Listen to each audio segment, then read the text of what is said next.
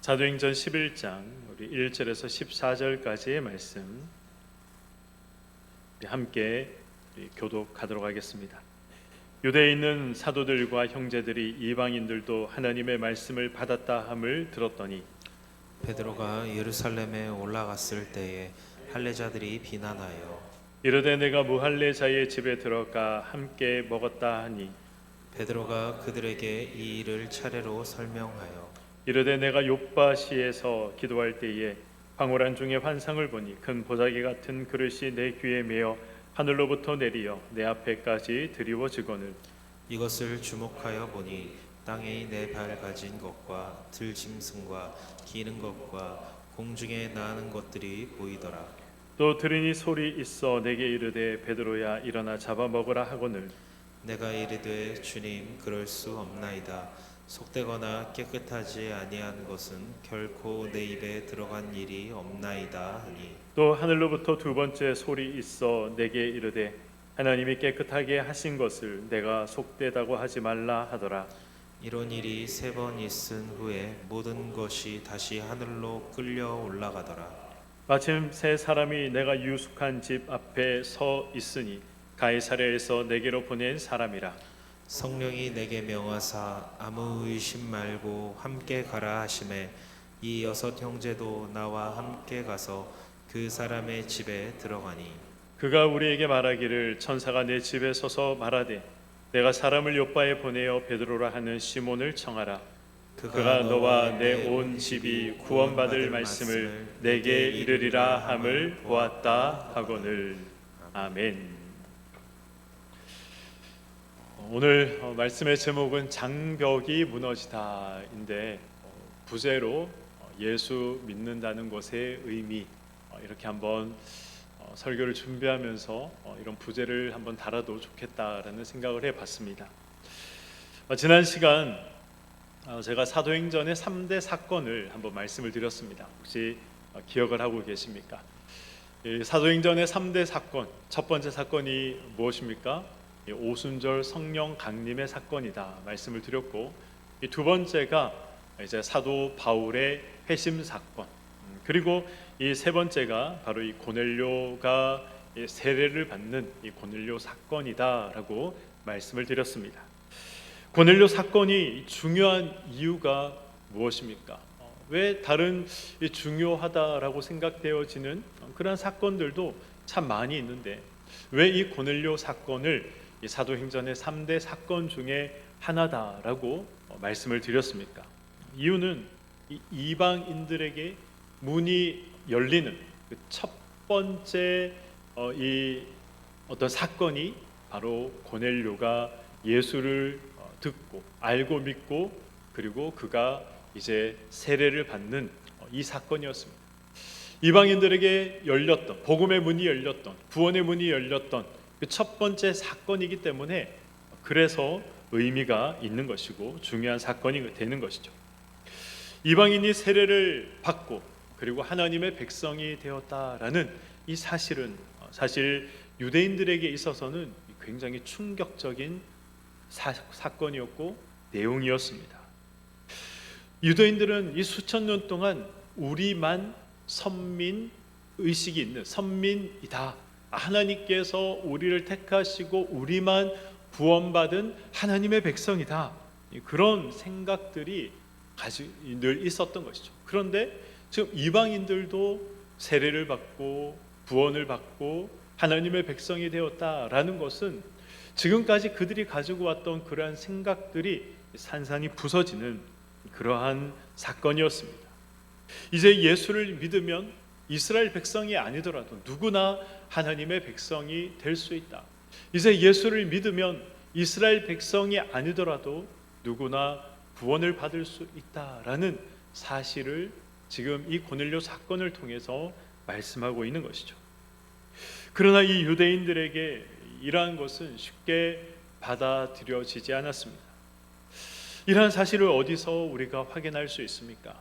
이 바울의 서신서들을 보면 우리는 쉽게 확인할 수 있습니다. 바울이 서신서를 쓰면서 수없이 많이 기록한 많이 언급을 한 내용이 있는데 그게 바로 이 유대주의자들과의 갈등, 그런 이제 내용이었습니다. 끊임없는 그들의 이 문제 제기, 그리고 그들과의 끊임없는 그런 갈등이 이 사도 바울의 서신서를 보시면 아주 많이 기록이 되어 있습니다.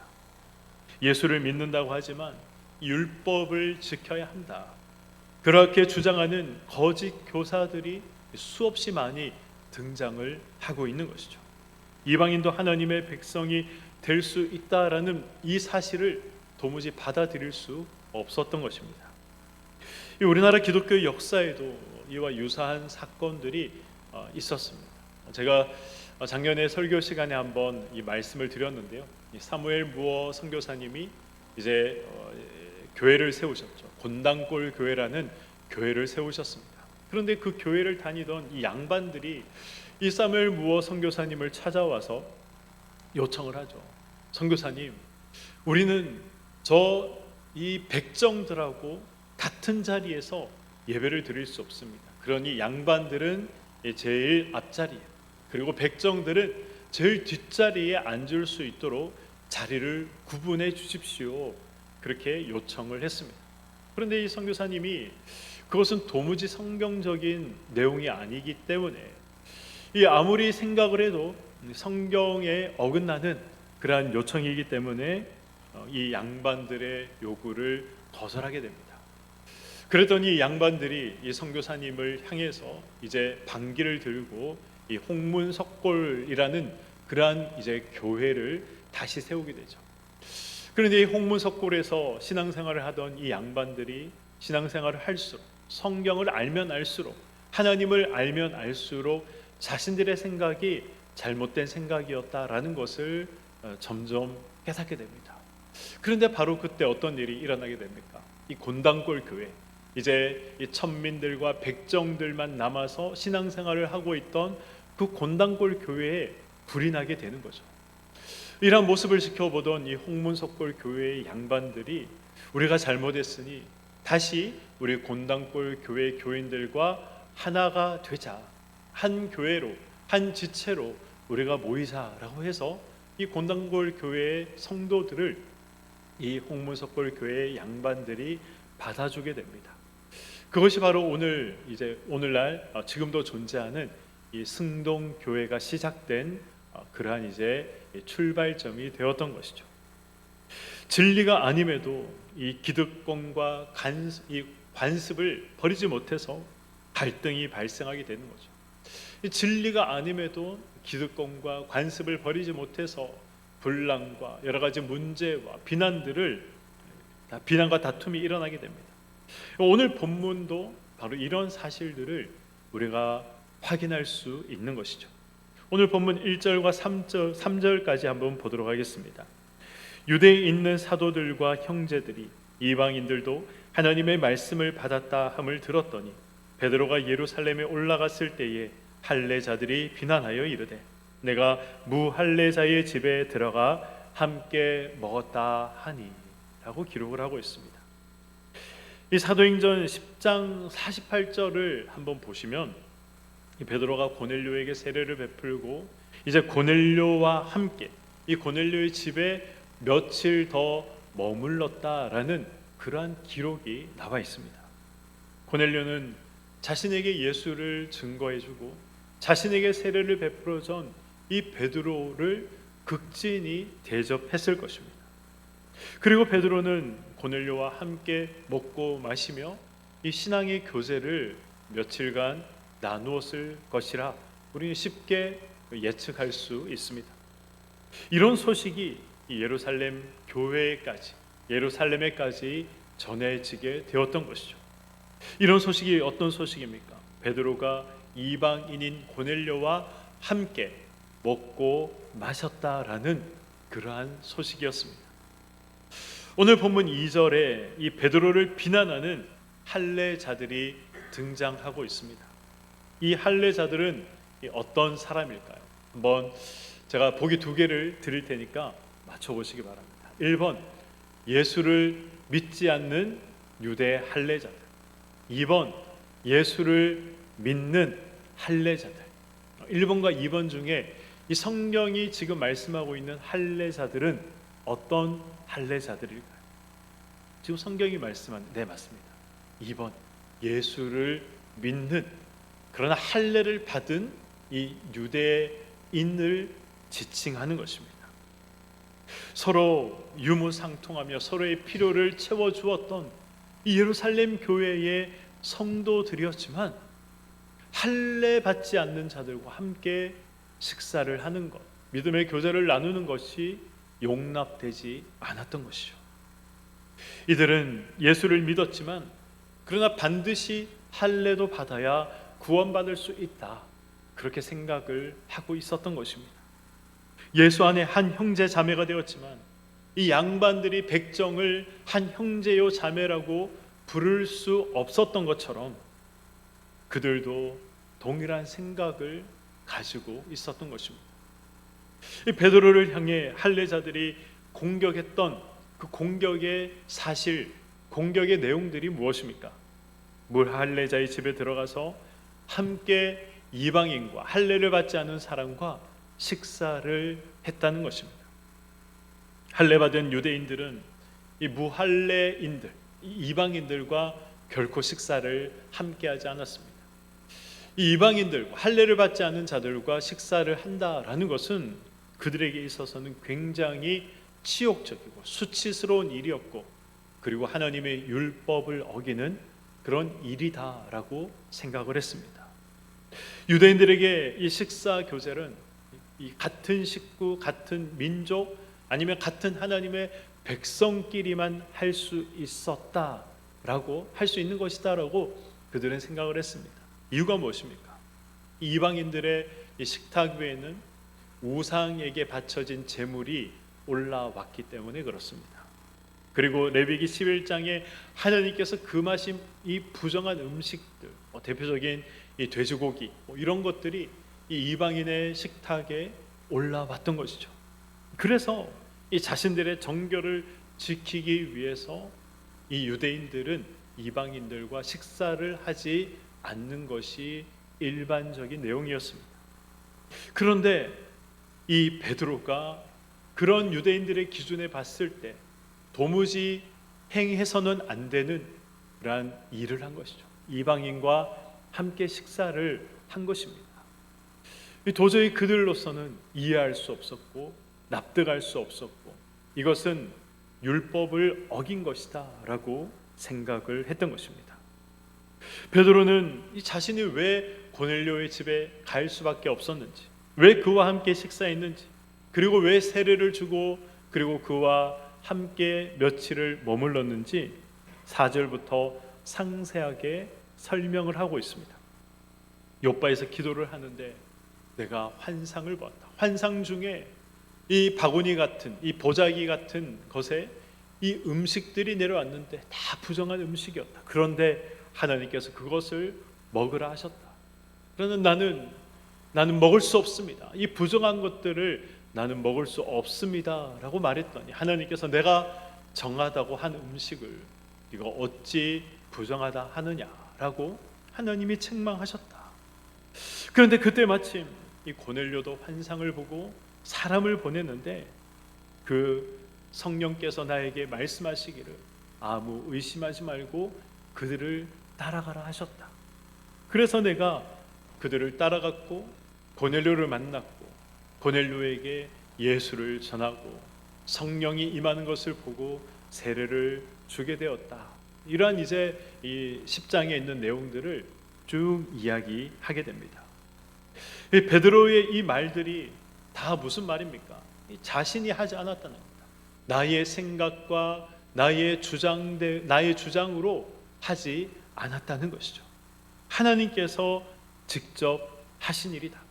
하나님께서 직접 명하신 일이고 하나님께서 시작하신 일이다. 이 모든 것들은 하나님이 하셨다.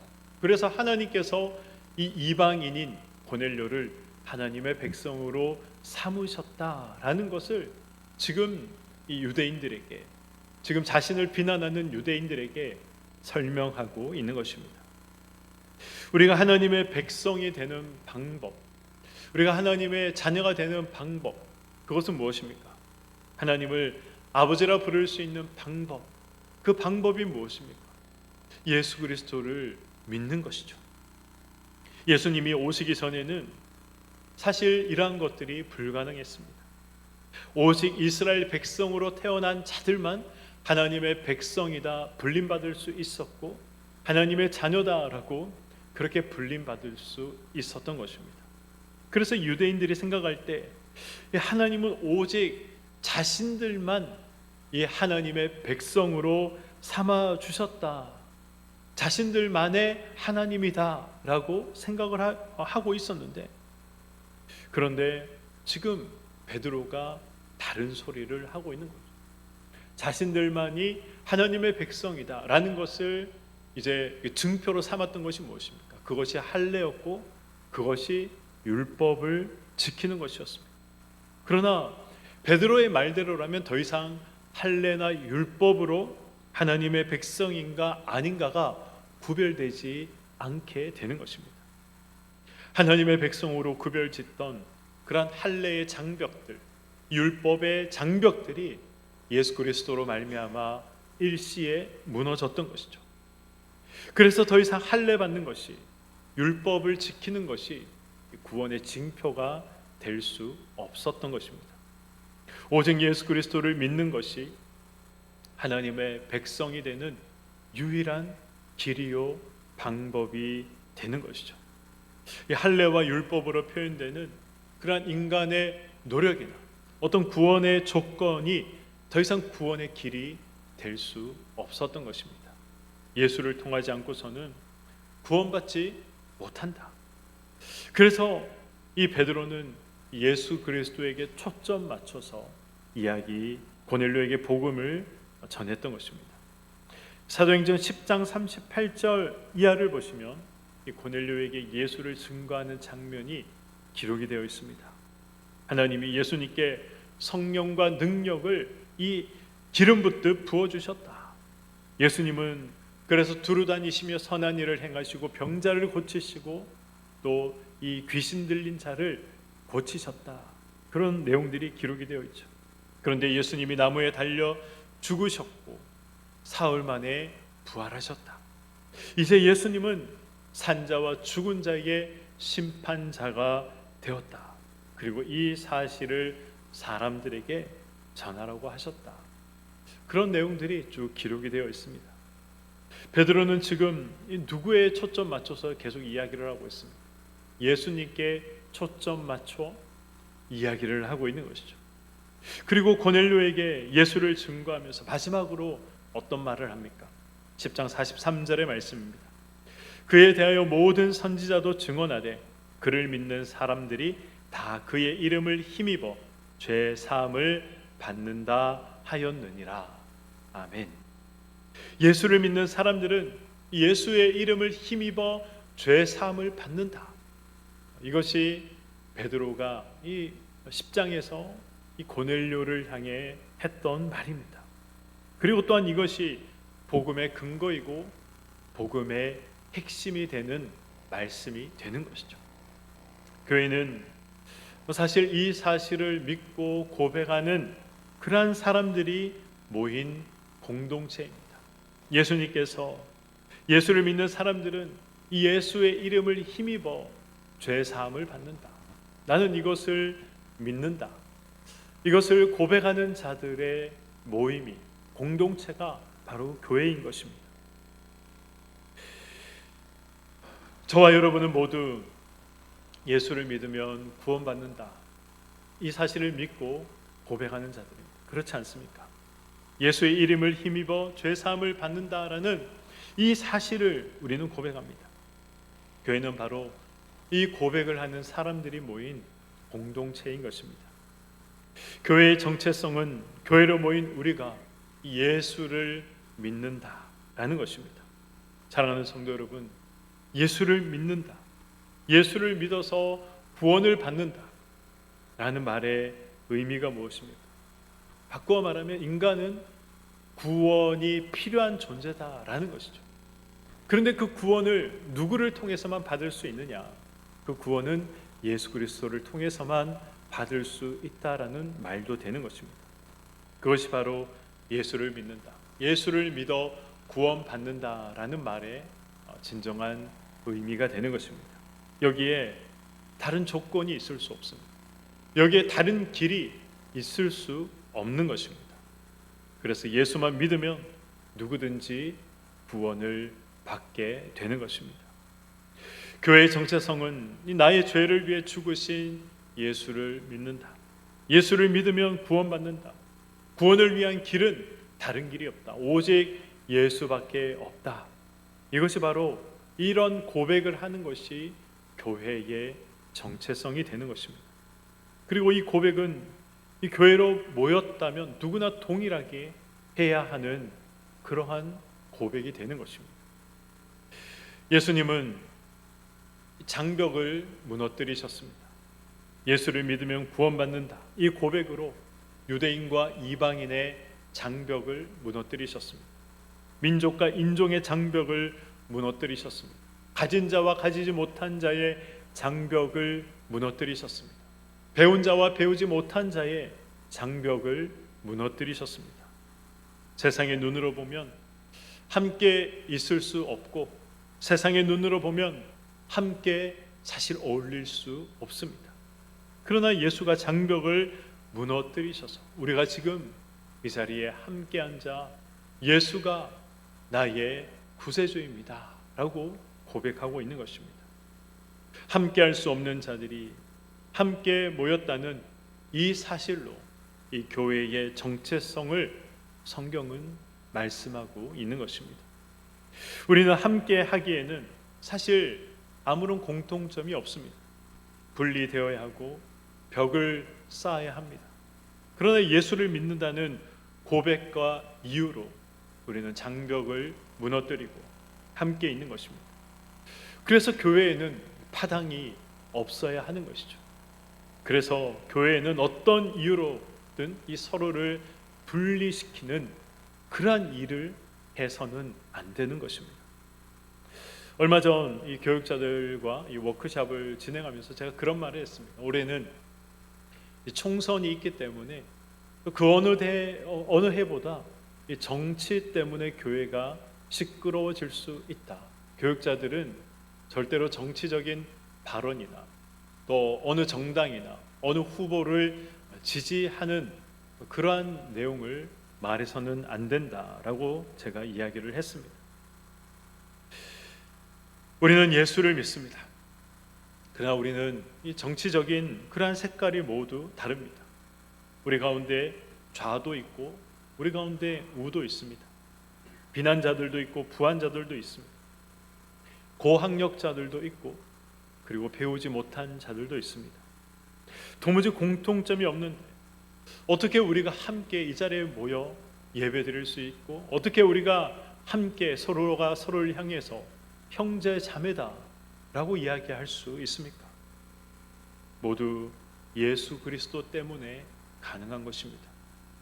예수를 믿는 것 때문에 가능하다. 이것을 우리가 세상에 보여줘야 하는 것입니다. 우리는 정치적인 견해가 달라도 우리는 배운 자와 배우지 못한 자가 서로 함께 있으나 가진 자와 가지지 못한 자가 함께 있으나 우리는 예수 때문에 하나가 될 수 있다라는 이 사실을 세상에 보여줄 수 있어야 하는 것입니다. 이것이 바로 교회의 본질입니다. 이것이 율법과 할례로 이 장벽이 만들어져 있던 이 유대인들의 생각을 허물어뜨리신 예수님의 이 진정한 이 우리 가운데 오신 뜻이 되는 것이죠. 끼리끼리 모여서 장벽을 서로 만드는 것이 아니라 예수로 장벽이 무너져서 예수를 믿는 것 때문에 우리는 함께하고 있다. 이 사실을 세상에 보여줄 수 있어야 하는 것입니다. 사랑하는 성도 여러분, 교회의 사명, 이 교회의 정체성을 예수 믿는다는 이 고백으로 우리는 하나 되는 것, 이 사실을 잊어서는 안 될 것입니다. 할례와 율법이 그것을 방해해서도 안 됩니다. 서신서에서는 이 사실을 수없이 사도 바울이 책망하고 또 책망하고 있습니다.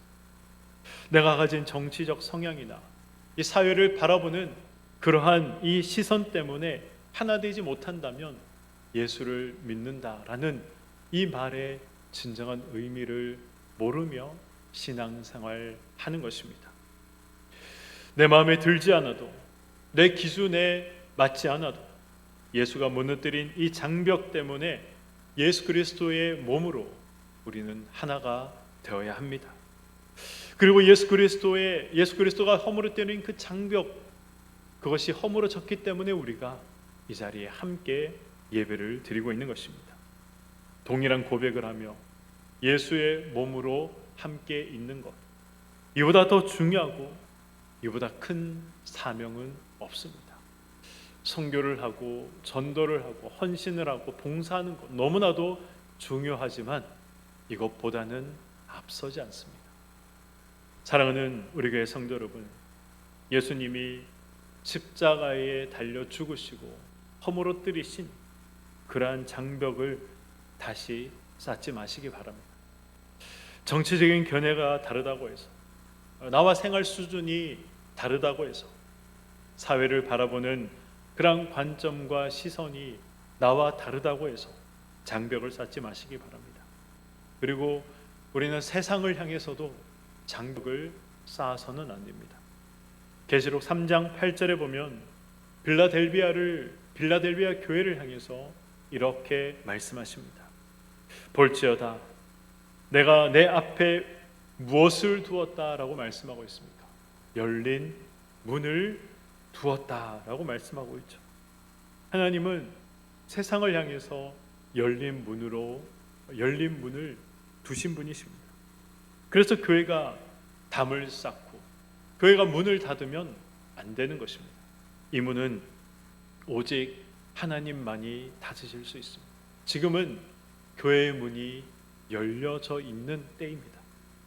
세상이 교회를 비난하고 세상이 교회를 비판해도 예수를 믿는 것 때문에 우리는 함께 해야 하고, 예수를 믿는 것 때문에 교회의 문은 열려져 있어야 하는 것입니다.